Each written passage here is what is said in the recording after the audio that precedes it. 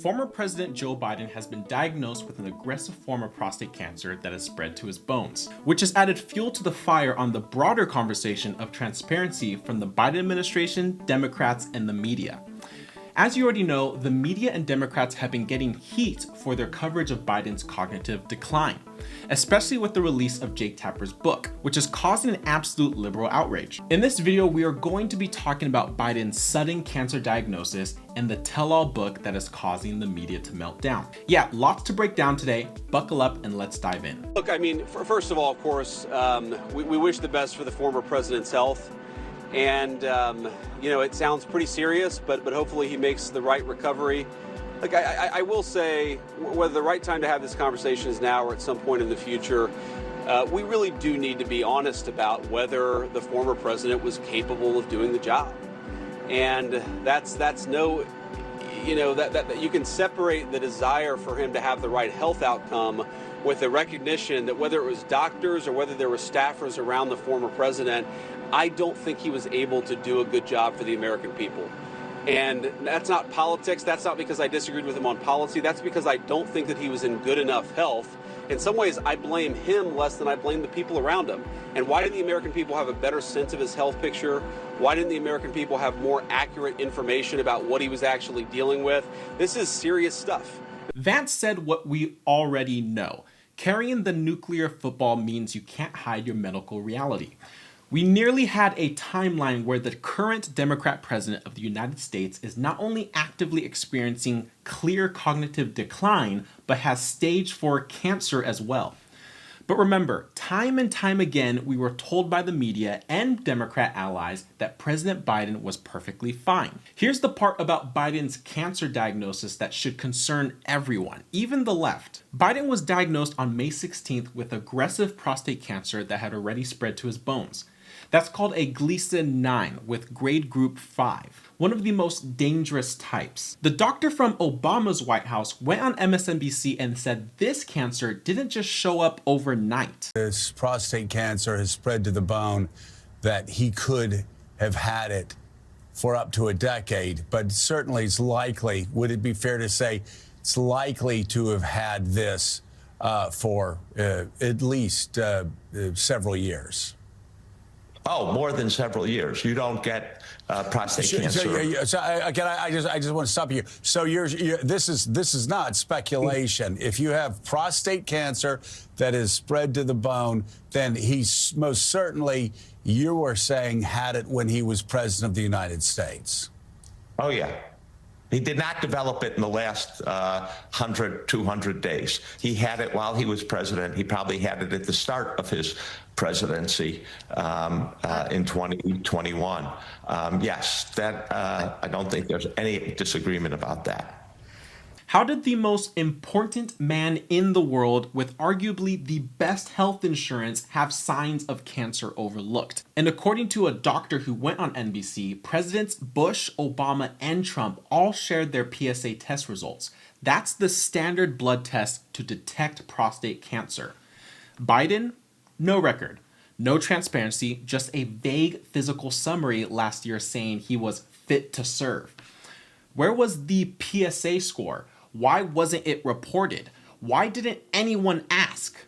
Now, you might be thinking, maybe the doctors just missed it. Well, not so fast. Obviously, the PSA exam is not 100% accurate, and I've never met a doctor that doesn't say you needed to do the PSA exam and also have the physical exam as well. I just find it hard to believe that any White House physician wouldn't say, okay, well, what my doctor and what every other doctor says, which is, okay, we've done the PSA test and that's fine, but at least once a year, we need to do a physical exam. Again, if you're just talking about a 78-year-old guy that is not running the free world, that's one thing. But if you're a White House physician and you have any man over 40 years old, are you not going to at least say, hey, once a year, like every other physician says, once a year, we need to do a physical exam and check? Because this is like one of the leading causes, one of the leading sicknesses for men over 40. Even if you don't want to speculate, here's what we know. No PSA score was shared, no rectal exam was mentioned, Biden's aggressive cancer should have been detected years ago, and 3 other presidents all had this test and publicly shared it. But not Biden for whatever reason. The timing of this cancer diagnosis couldn't have come at a better time, because it was also within the same week that Jake Tapper's new book on the cover-up of Biden's decline was released. And now Tapper is the target of a full-blown feeding frenzy from his own side. What is this? Did the book say that Joe Biden has dementia? No, not to my knowledge. Did the book say that a doctor has diagnosed the former president with Parkinson's? No, I think the book just says Joe Biden was old. It did, but it also said that his aides limited his, how much time he would work during the day, and that it brought up, some concerns potentially for national security that he wouldn't have been available at 2 a.m. I think it's crazy because Donald Trump is the president, and he left his Middle Eastern trip, and he's tweeting or posting on his social media site about Taylor Swift. It is laughable, frankly, to me, the idea that this is a concern. It's not a concern for Democratic voters, I can tell you, because I've talked to them. I'm talking to DNC members and Democratic voters for the last couple of days, actually. I do think, though, if this book tells us anything, it is this. Was the president in cognitive decline? I vehemently don't believe that as someone who saw the president a week before inauguration. Normally, you would assume that a book from such an outspoken liberal journalist would be given the red carpet treatment. Instead, the loudest critics have been progressives, activists and commentators fuming fictitious claims. We need to talk about Jake Tapper's decline, and even declaring corporate media cowardice for focusing on Biden's cognitive issues rather than actual fascism. Are you arguing that Joe Biden was fine during his I'm not term? arguing that he was fine. I'm arguing that you keep pivoting back to Trump, who's clearly fine. But I'm just asking you if you're arguing that something was not wrong with Joe Biden. I'm so glad you asked that question. Because Joe Biden is no longer the president. But he was, and that's the story tonight. Donald, stop. Let me finish what I'm saying. Hold on, guys. Let me finish something. Donald Trump is the president of the United States. I would dearly love to see a cognitive test from him, because as somebody who's lived in the New York media market for the last 40 years, I can tell you that the Donald Trump that I knew in the 80s is not the Donald Trump that I hear today. So your answer to the cover-up is Trump. My answer is... Your answer to every question is Trump. My answer is the cover-up is the story tonight. The president That's the story. Yes, the cover-up is also the president of the United States, who happens to be Donald J. Trump today, is not... Yeah, you could laugh all you want. I am definitely laughing. You know why you're laughing? We are laughing. We're going to... We are laughing. No, we're not laughing. You don't want to answer the question, Scott. Yeah. You're president. What question? Julie, we're going to leave it there. I'd love to see his cognitive test. I'd love to see his sure he'd physical be test. Dr. Grasso. Sure he would, right. So why the meltdown? Because Tapper held the firewall against any coverage questioning Biden's fitness. Until now. As soon as he flips the script and illuminates the very health concerns they consciously buried for years, he's a traitor. It's media Stockholm syndrome. They nurtured the narrative, feared any dissent, and now lash out at anyone bold enough to shine a light onto the cover-up. They're furious because Tapper's book shines a spotlight on their own champion rather than the usual target, Donald Trump. To them, raising hard questions about Biden feels like betrayal, whereas Trump's every misstep is endlessly dissected without mercy. In other words, they're fine with villainizing the opposition, but can't stand seeing one of their own put under the same scrutiny. But you tell me, is this liberal outrage proof of hypocrisy? Let's take a moment to remember Biden's basement campaign era. It was October 2020. Biden's public appearances were rare, scripted, and, well, awkward. Look, here's the deal. Let me say this simply and clearly. We hold these truths to be self-evident. All men and women created by you know the thing. You know how we talk about it. Are we the people? Folks, we gotta, it's just, but you gotta, I mean, we gotta reassure, look. And I spent an hour and a half today on the telephone. I mean, on what we're doing right now, on camera. If you remember, verbal gaffes were curiously downplayed. If you pointed out his shaky delivery or stumbling, you got an immediate ageism lecture, courtesy of Jake Tapper. In fact, he framed every critique as a personal attack or stutter mocking, insisting a political commentator has no standing to question a candidate's mental acuity. CNN's Jake Tapper says he covered these issues, but not enough when it came to Biden's decline. But his coverage isn't how he exactly makes it seem. He was just as bad as the rest of liberal media. You covered the Biden presidency aggressively throughout the 4 years, and you didn't cover mental acuity hardly at all. I mean, time and time again, when issues came up, you seemed to be running cover for the president. You didn't seem interested. That's true. Well, I mean, we'll start with the Laura Trump issue that you referred. Here it is. This happened in 2020. Joe Biden, as we all know, has worked to overcome a stutter. How do you think it makes little kids with stutters feel when they see you make a comment like that? First and foremost, I had no idea that Joe Biden ever suffered from a stutter. I think what we see on stage with Joe Biden, Jake, is very clearly a cognitive decline. Okay. That's what I'm referring to. It makes me uncomfortable you are to watch somebody on stage search for that's so amazing. You're trying to tell me that what I was suggesting was I think that you were stuttering. mocking his stutter. Yeah, I think you were mocking his stutter, and I think you have absolutely no standing to diagnose somebody's cognitive decline. And it's very concerning to a lot of people that this could be the leader of the free world. Okay. That is all I'm saying. I genuinely feel sorry for Joe Biden. I appreciate it. I'm sure it was from a place of concern. We all believe that. Laura Trump, thank you so much. Do you want to apologize to Laura Trump now? Fast forward to Original Sin. Tapper and Axios' Alex Thompson conducted over 200 interviews with insiders, cabinet secretaries too frightened to speak on record until after the 2024 election. They revealed the inner circle's total panic. Aides privately feared that if Biden suffered another hard fall, he might need a wheelchair for recovery. Cabinet members were locked out of the president's schedule for months at a time, then shocked to encounter him mouth agape and disoriented in rare in-person meetings. One of the shocking things that we learned at a June fundraiser in Los Angeles, George Clooney was stunned when President Biden appeared to not recognize him. The president was saying, hi, hi, hi. He walked over to George Clooney. The aide says, you know George. And Biden said, yeah, hi, how you doing? And George Clooney attempted small talk. But according to people in that little clutch, it was very apparent that Biden did not recognize George Clooney, one of the most recognizable faces in the world. But now Tapper has suddenly changed his tune, admitting his own journalism swung too far in the defense direction. Do you want to apologize to Laura Trump now? I've already apologized to her. I called her months ago. And what did she say? I mean, I don't want to disclose the contents of a private conversation, but I thought the conversation went well. And she has said this publicly, so I feel fine sharing it. She said that she would never mock anybody's stutter. But I mean, after we did the research for this book and I realized how bad his acuity issues were, I called Laura Trump and I said, you were right.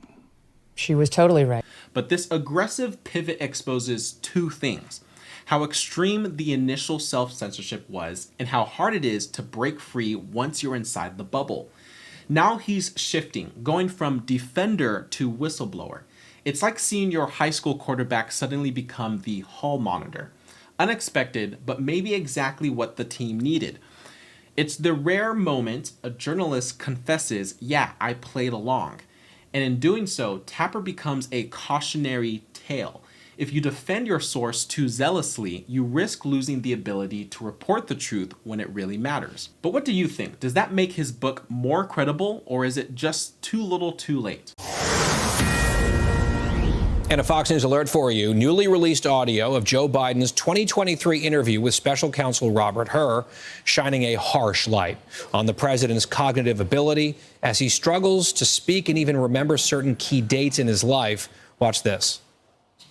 And what's happened in the meantime is that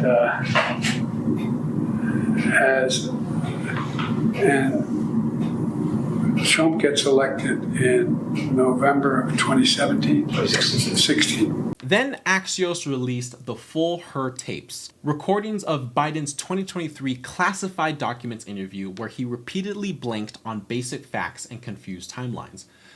These aren't off-the-cuff gaffes. They are raw evidence of cognitive decline that the White House and press carefully downplayed. The tapes reveal Biden hesitating over questions and stumbling when asked basic facts about his term in office. I don't know.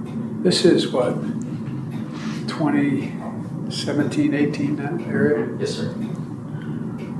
Remember, in this time frame, my son is either been deployed or is dying.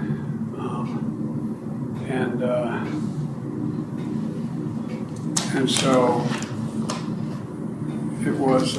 He pauses so long between answers that the interviewer prompts him, revealing how much aides had to shield him from tough questioning. Even more so, the recording captures Biden mixing up the sequence of major events, like confusing the timing of his own legislative victories with personal family milestones, undermining the image of a sharp, steady leader. Without a doubt, this would have done irreparable damage to his 2024 re-election campaign had it been released. Even one of Joe Biden's biggest cheerleaders, Van Jones, could no longer deny the significance of what happened. It's very, very clear. There are people who knew and said nothing.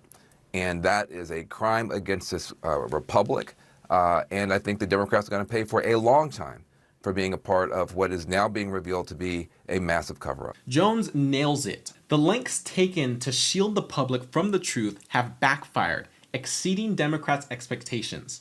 And the damage it has done to the country is likely to be long-lasting. Between the Her tapes and Jake Tapper's book, the cover-up has turned into a political liability, fueling distrust in both the presidency and the press that protected it. But despite it all, Democrats are still asking, how could we possibly have known about Biden's cognitive impairment? And so far, we are still waiting for anyone to point out where Joe Biden had to make a professional decision or a presidential address where he was unable to do his job because of mental decline. The Her report, he had to testify. Robert Her wrote in a report, I can't even charge this man because if I put him in front of a jury, they're going to say, oh, this is just a confused old man. We could never get a conviction. We had official government evidence that he was in cognitive decline. And what did the White House do? They smeared Robert Her. They smeared him. Yeah, I'm not disagreeing with Do you not feel lied to? Do you guys, the Democrats who ran your party, who ran the White House, the people who lied to you as a journalist, do you not feel any sense of outrage about Karine or anybody else in the line? We don't know what's going to be in the book, by the way. So why, Basil, is a comment about diminished faculties in here? I have no idea why the need to put that in there, unless somebody's foot was on the gas or finger on the scale, whatever. I'm mixing metaphors, but you understand my point. That I have no idea why you would want to put that in the document. But at this point, it's a warning. It's not. Well, but why put the warning? Why put the warning in there? It is. I mean, did it strike you as odd? I mean, it kind of seems completely beyond the scope of the conversation, which is whether he willfully classified. I don't know if it's odd because the White House pushback was, the day he did his interview, it was the day after the Israel-Hamas war started. Her's assessment of Biden's mental fitness. Yeah. Is that out of bounds? Should that have been in there? That is out of bounds. I mean, he's not a doctor. I don't think that Her is a good faith actor, and I think that 345 pages of that show that. I mean, he's not a neurologist, right? Her is not a neurologist. He's not a doctor. Mr. Hurd, as far as I know, is not a neurologist or a geriatric doctor. I found some of the language in the report a little bit gratuitous. The word of the day when this report came out to describe the descriptions was gratuitous. A very gratuitous hypothetical about Biden's age. And I think the word gratuitous is generous. There was so much unnecessary, inflammatory, and partisan kind of language that was used about President Biden in there. Do you think Her editorialized? Oh, he definitely did. That report needed an editor. This kind of editorializing is unusual, peculiar. Frankly, there's just no role for it. Her proceeded to editorialize ad nauseum about Biden's mental acuity, delivering right-wing talking points up on a platter. Her was there to determine whether or not Biden had committed a criminal offense, not whether or not the president is senile. So why extend beyond his remit if it's not politically motivated? There's a Justice Department tradition that you don't interfere with presidential elections. This seems like the height of interference. It's gratuitous. These really unnecessary points. That's what I'm wondering. Yeah. Unnecessary. That was not merely a special counsel's report. That was Robert Hur's audition tape to be Donald Trump's attorney general if Trump manages to win in November. And that's exactly the way the Democrats need to frame this. This was politically motivated. Journalism is supposed to hold power to account, but too often now media outlets pick winners and losers, then spin the facts to fit. In Tapper's book Original Sin, we are getting the rare chance to hear the unfiltered inside story. How Biden's inner circle banned key cabinet members from ever seeing him. How they staged photo ops to mask his frail mobility and pauses mid-speech. And when viral clips showed him struggling on stage, how headlines quickly labeled them cheap fakes or misleading angles with no real investigation. And Alex, the fact of the fake town hall is not actually the worst part of the story that you report in the book. Yes, other campaigns have used fake town halls. Now, I would say those town halls usually are in addition to real town halls. Joe Biden was doing neither. This fake town hall was in order to film it so they could make it into campaign commercials. They filmed it in Delaware with supporters. But Joe Biden, at this point, this is the spring of 2024, Joe Biden's town hall, which was closed to press, was so bad that campaign officials determined that it was not usable for a campaign commercial. So they took 90 minutes, 2 hours out of the president's day. They filmed an entire town hall, and they determined that it was not usable. Now, some people say this was because Joe Biden was incoherent. He could not really articulate his thoughts in a pithy or even semi-normal way. Some people just said, like, the lighting was bad. That was sort of the 2 points of view. But the point is, it shows how what the campaign status was in the spring of 2024 when they were trying to, deal with a candidate that wasn't a decline. Wait, someone told you the lighting was bad? That's one of the excuses. You're saying that they spent millions of dollars to stage a town hall? Well, we didn't get the lighting right. That was one of the excuses. I mean, unbelievable. and this comes back to the question of how many people were aware of things like that but said nothing. And meanwhile, when Trump's phone call to Ukraine got leaked, instantly it became an impeachable offense. This isn't balanced reporting, it's agenda enforcement. Editors kill stories that threaten the narrative. Producers bury clips that don't fit the script. And pundits publicly shame colleagues who stray. The result, a press that resembles a political arm, not a fourth estate. And when a journalist stands up to expose the truth, the scandal becomes the messenger, not the cover-up. Tapper's book isn't just about Biden. It's a microcosm of a modern media disease, where the who you offend matters more than the what you uncover. The backlash he's facing is the price you pay for shaking the machinery. But I want to hear from you. Drop your thoughts below, hit that like button if you're sick of media double standards, and subscribe for more news breakdowns. I'll see you in the next one.